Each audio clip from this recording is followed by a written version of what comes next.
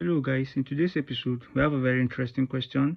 If x power 3r, y power minus 2 all raised to power 2 over x power 2r minus 3, y power minus 4 is equals to x power m, y power n, we are told to find the value of m and n.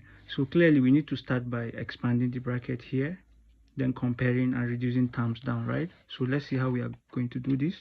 So let me just rewrite. This is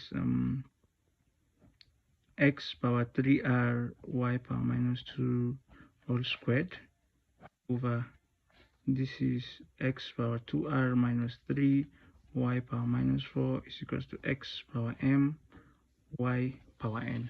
Right now I can expand this to make it recall from the law of indices that whenever you have two terms, let's say a power x, b power y all raised to power z, is the same thing as saying a power xz, b power yz, right? Now I'll do the same thing here.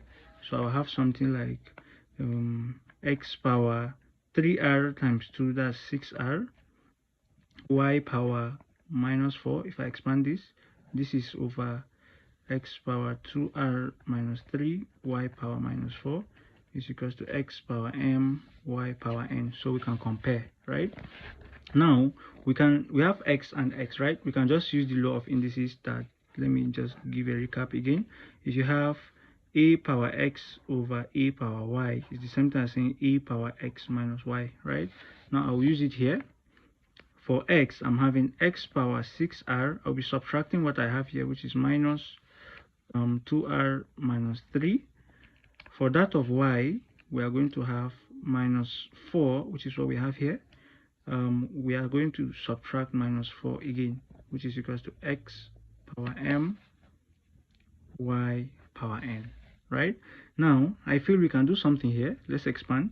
We're having x power that's 6r minus times minus, that's minus 2r, minus and minus, that's plus 3, y power minus 4 minus minus, this is something as 0, which is equals to x power m y power n. Right now clearly if we just compare, we can see that m is equals to the whole of this and n is equals to what we have here. But let's see something here. This is x power, this is 4r plus 3 y power 0. Let me just write it down. This is x power m y power n. I can conclude from here, if I compare this with this with this, since we have same basis, we'll equate the power, right? So this is 4r plus 3 equals to m, that's for x.